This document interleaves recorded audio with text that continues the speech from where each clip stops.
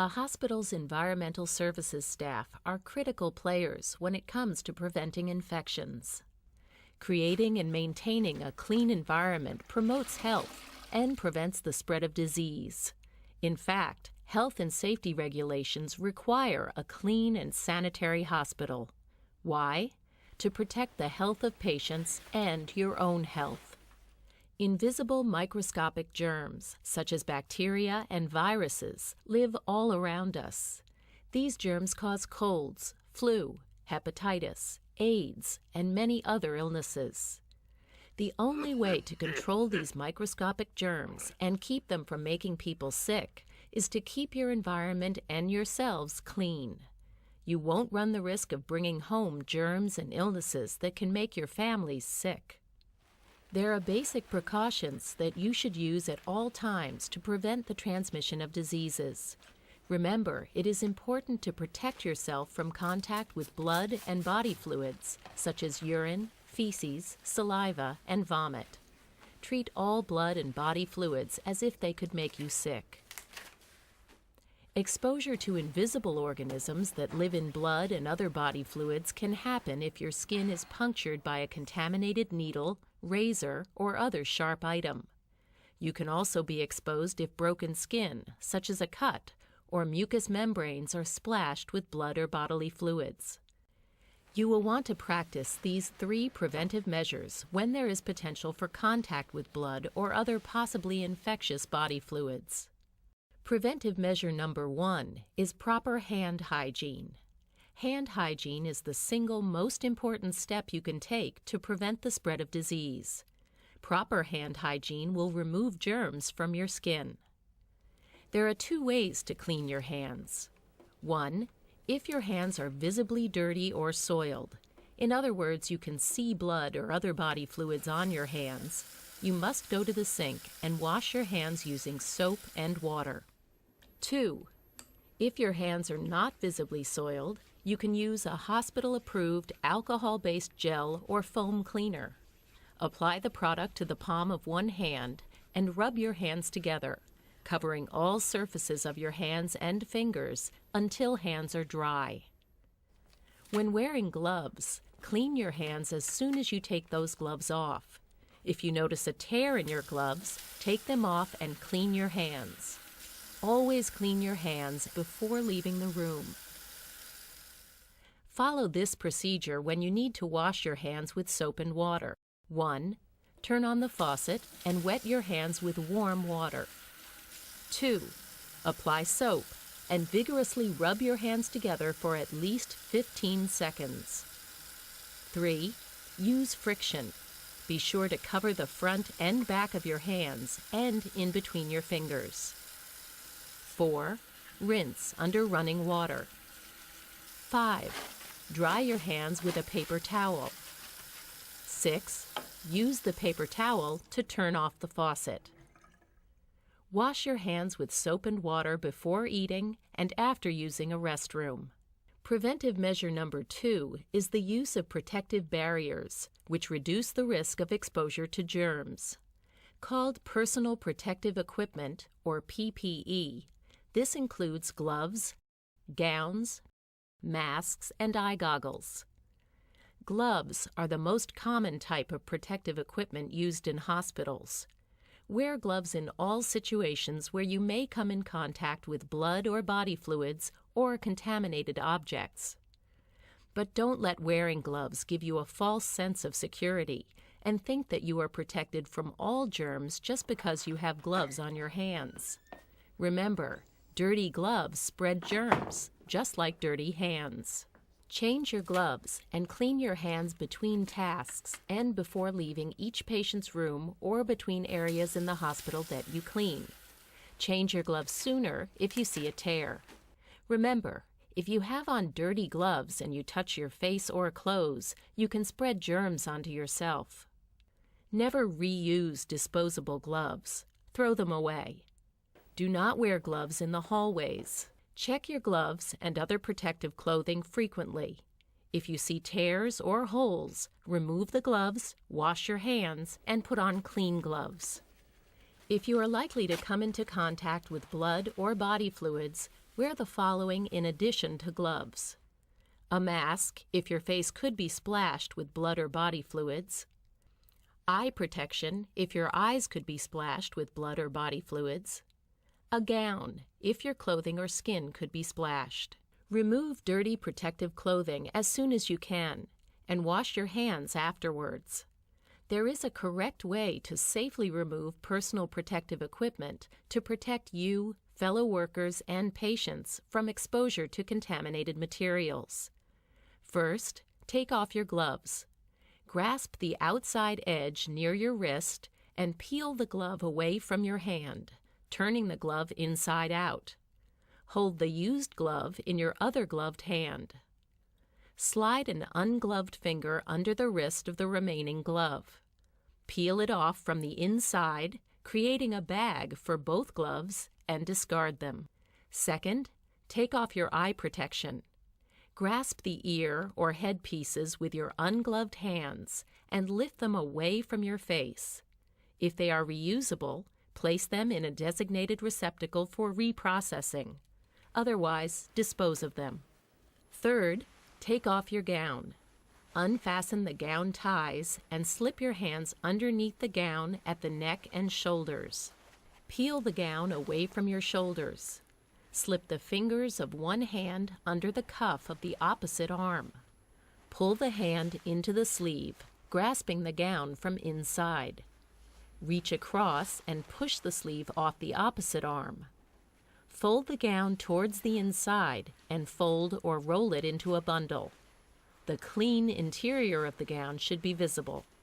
Discard into a waste or linen container. The last thing you will remove is your mask or respirator. The front of the mask is considered contaminated, so you should not touch it. Remove the mask by handling only the ties or elastic bands.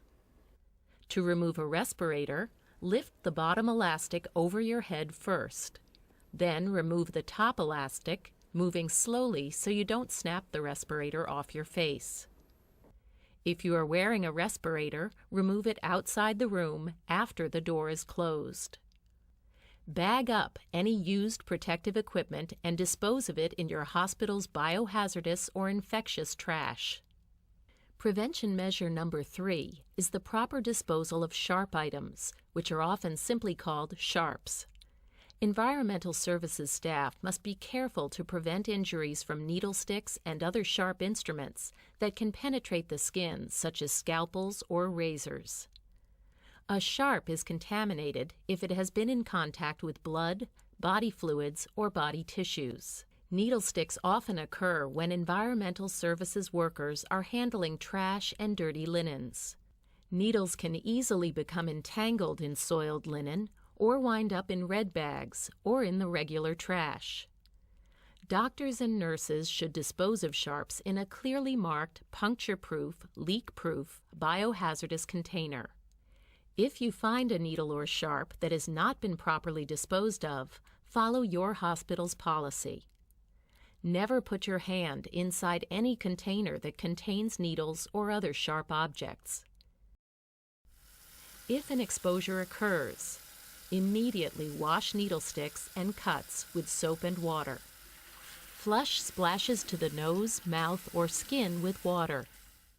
Know the location of the eye wash station and eye wash bottles and wash out your eyes.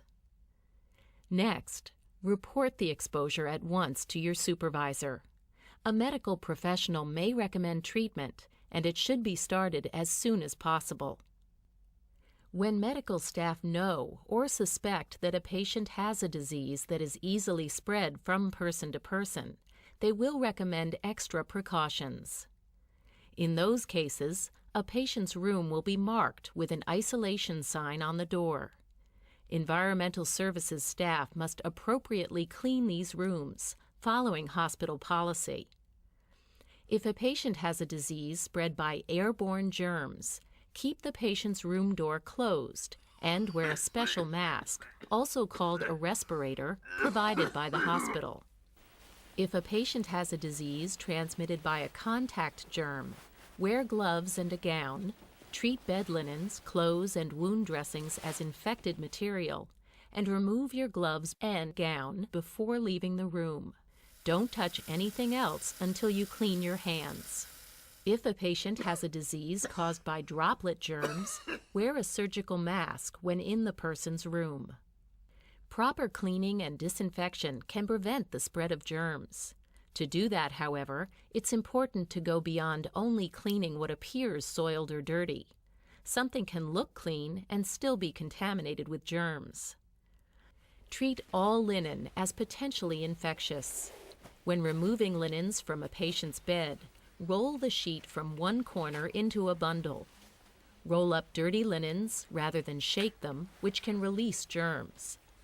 Always hold dirty linens away from your uniform, so your clothing does not get contaminated.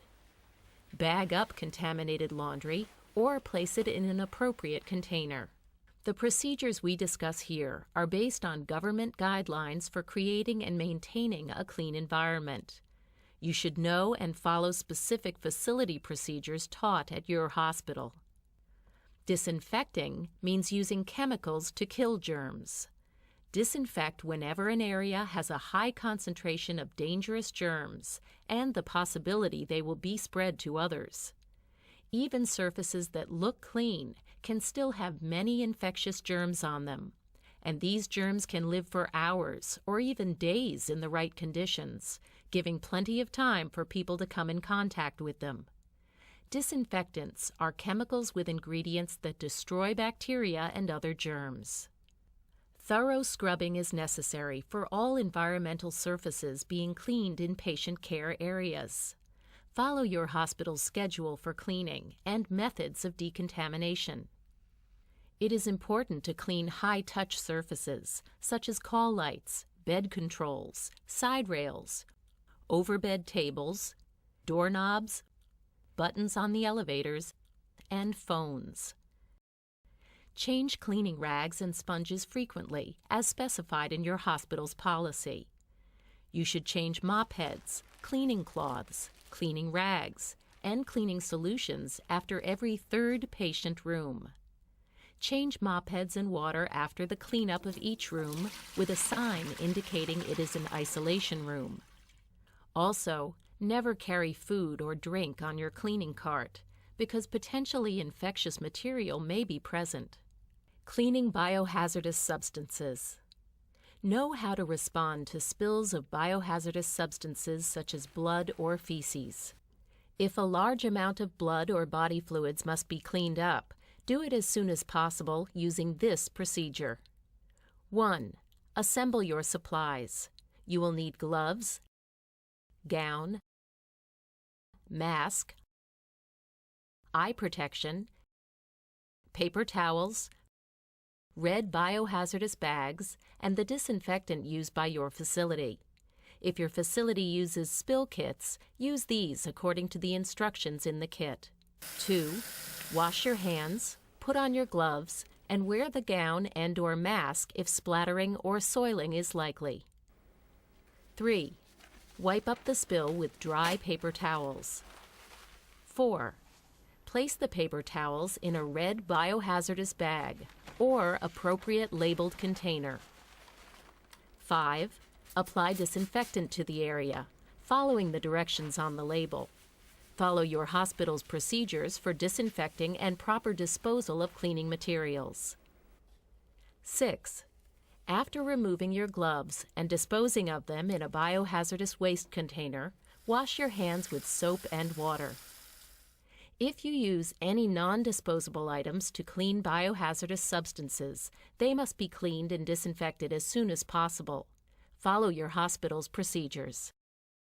Following good infection control practices protects patients and hospital workers. Remember to always follow these basic rules of infection control. Use proper hand hygiene. Use gloves and other personal protective equipment, such as gowns and masks, properly. Be careful to prevent injuries from needle sticks and other sharp instruments. Follow the additional precautions for infection control if you see an isolation sign on a patient's door. Always use the proper cleaning and disinfection procedures your hospital has for preventing the spread of infections. Taking precautions and following good infection control practices can help keep environmental services staff healthy. Remember, your role is important in preventing the transmission of diseases.